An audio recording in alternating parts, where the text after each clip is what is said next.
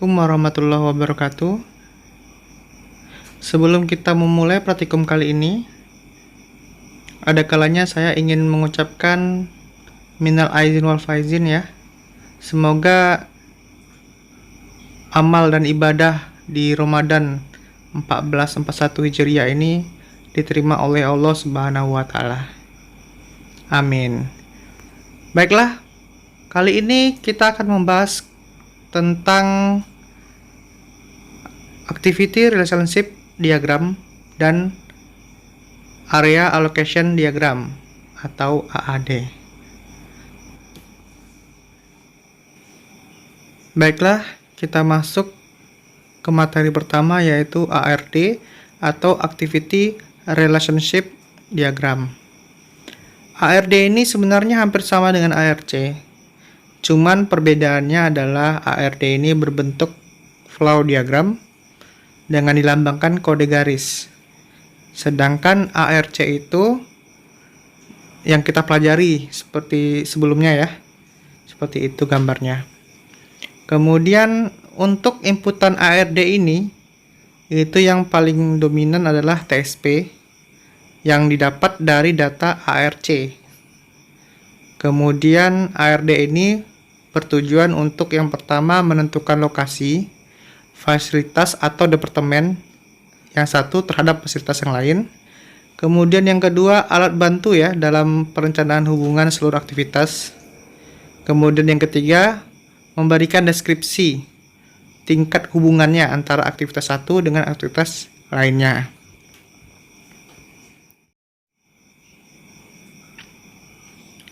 Baiklah, kita bisa lihat ya tabel di layar ini.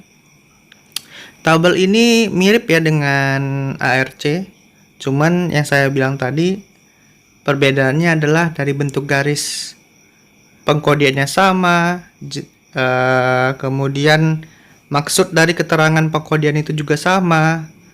Jadi kalau misalnya perbedaannya adalah misalnya 4 garis lurus itu kodenya A, kemudian 3 garis lurus kodenya E, sampai nanti kode X atau tidak dikendaki dengan garis yang berbentuk gelombang.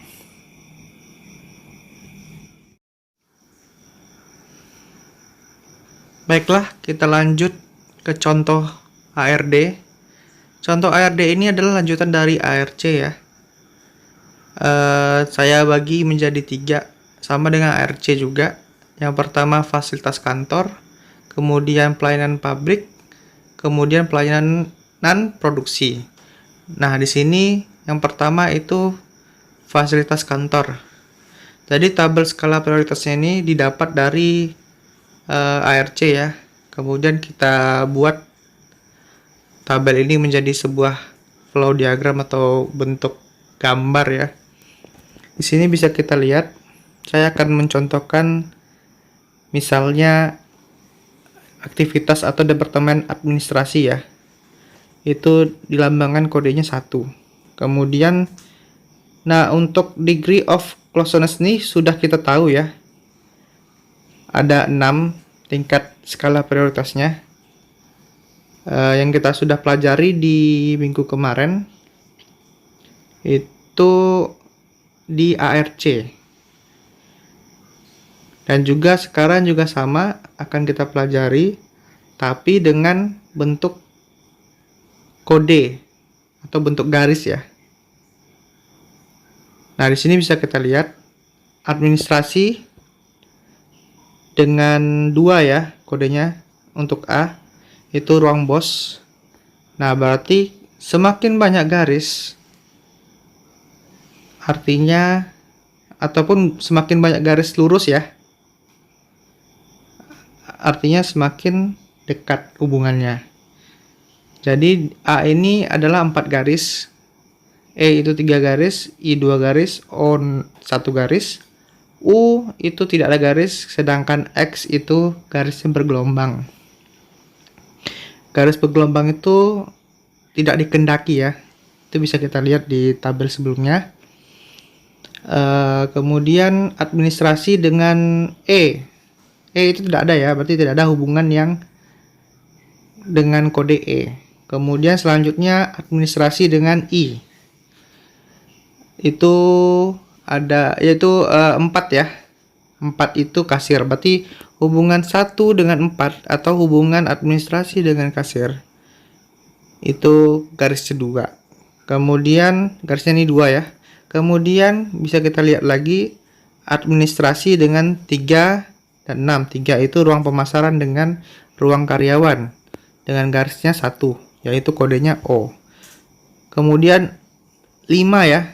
Kemudian administrasi dengan U, yaitu 5, yaitu toilet. Berarti 1 administrasi ini berarti tidak ada hubungan apa-apa gitu. Jadi tidak ada garis. Kemudian selanjutnya sama ya, 2 ruang bos, kemudian ruang pemasaran sampai dengan ruang karyawan. Itu sama polanya seperti itu. Jadi saya sedikit berbeda ya dengan praktikum sebelumnya. Untuk ARD ini saya harap seperti ini ya. Kemudian selanjutnya untuk contoh kedua itu saya buat fasilitas pelayanan produksi, di mana fasilitas pelayanan produksi ini ada 3 ya. Yang pertama diesel, pembuangan atau TPA, kemudian maintenance. Nanti silahkan kalau misalnya memang kalau tidak dibedakan itu tidak apa-apa. Jadi mungkin banyak ya hubungannya jadinya kalau misalnya kita tidak membedakan. Nanti silakan gimana lebih enaknya seperti apa. Kemudian maksud membedakan ini apakah nanti perlu kalian membedakan fasilitas-fasilitasnya atau nanti mau dibentuk dalam bentuk ARD gabungan atau ARD semuanya jadi satu bentuk. Kalau saya ini memisah-misahkan supaya nanti agar lebih mudah saja saya memplotkan bagian masing-masing. Kemudian di sini diesel dengan bisa kita lihat ya. Untuk diesel ini cuman ada di kode O sama U. Bisa kita lihat di sini gambarnya. Cuman ada satu garis ini ya. Sedangkan ini nggak ada garis. Dan ini juga pun 1 dengan 2 tidak ada garis. Sama dengan tadi contoh pertama, cara pemahaman ARD ini.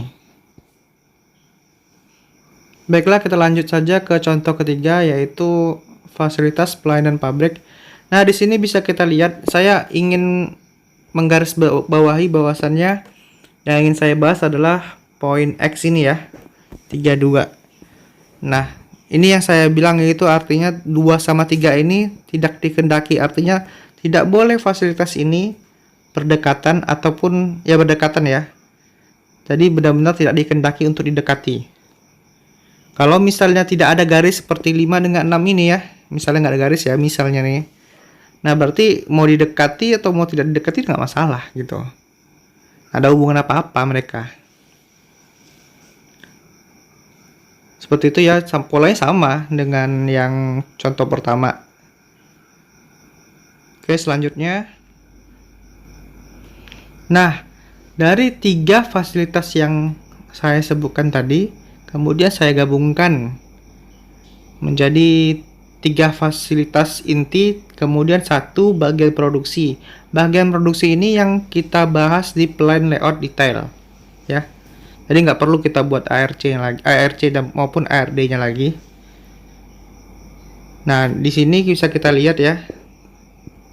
Caranya sama dengan contoh 1. Di sini saya contohkan salah satunya adalah kantor.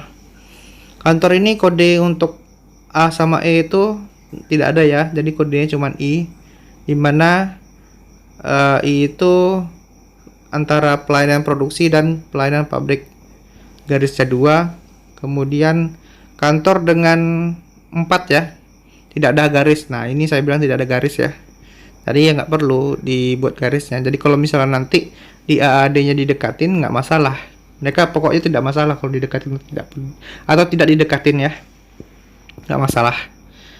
Oke, selanjutnya baiklah, kita masuk ke outline kedua, yaitu area allocation diagram atau AAD. Di sini bisa kita lihat ada kesalahan ya, bukan activity allocation diagram tapi area allocation diagram. Nah, istilah area allocation diagram ini lebih ke space relationship diagram ya, bentuk visualisasi dari ARD itu sendiri, sehingga nanti berbentuk blok-blok gitu ya, dengan luas yang sesungguhnya. Artinya luasnya itu udah masuk ke dalam kategori visualisasi ya. Kemudian input dari AAD ini dari data ARD dan kebutuhan luas area. Luas area ini ya tergantung persepsi masing-masing, kemudian ya nanti tergantung juga dengan area survei UKM-nya. Kemudian ada 4 di sini yang tadi di ARD tadi saya sebutkan. Itu sebagai input saya nanti ya. Selanjutnya, baiklah, langsung saja contoh dari AAD pada fasilitas kantor. Di sini bisa kita lihat gambar sebelah kiri ini adalah gambar ARD.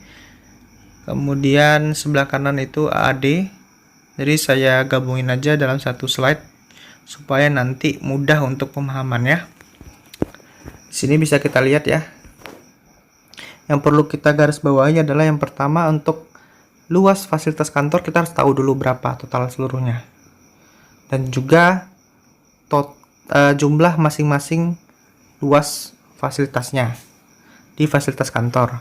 Kemudian yang kedua yang perlu kita tahu adalah garis utama, yaitu garis dengan kode A atau garis yang paling banyak. Itu yang harus kita pertimbangin pertama. 1, 2, 4 ya. Nah, itu garis yang harus kita pertimbangkan pertama. Yang pertama itu garis 1 ya. Ini mohon maaf ada kesalahan ya. Ini bukan 1 tapi ini 2 ya. Kemudian ini 1. Nah, di sini kita bisa lihat 1 dengan 2 ini kan kodenya 4, tadi saya letak berdekatan. Seperti ini, nggak ada fasilitas lain di antara 1 dengan 2. Kemudian 2 dengan 4 ya, itu garisnya 3, berdekatan juga ya. Kemudian 2 dengan 6. Nah, 2 dengan 6 ini nggak ada hubungannya sebenarnya. Jadi saya letak aja dekat dengan 2 di sini. Tapi dia berhubungan dengan 4. 4 dengan 6 berhubungan ya. Jadi saya buat dekat. Di sini juga dekat. Selanjutnya 2 dengan 5 itu juga ada hubungan ya. Walaupun tidak terlalu kuat hubungannya, yaitu garis 2. 2 dengan 5 ya. Kemudian selanjutnya 3 ya. 3 dengan 5 itu garisnya 2, berarti saya letak berdekatan. Kemudian 3 dengan 2 tidak saya letakkan berdekatan ya. Nah, ini memang sebuah pertimbangan bagaimana caranya kita buat AAD-nya seoptimal mungkin. Jadi memang harus ada yang harus dikorbankan tergantung dengan hubungan mereka. Contohnya gini, 5 dengan 3 itu dekat. Kemudian ya ini di ARD ini bisa kita lihat 3 dengan 2 ya. Hubungannya dekat. Atau hubungan itu sama ya. 3 dengan 5 itu garisnya 2, kemudian 3 dengan 2 garisnya 2. Tapi di sini saya nggak bisa meletakkan berdekatan karena saya harus mempertimbangkan luas wilayah juga atau luas daerah. Seperti itu ya.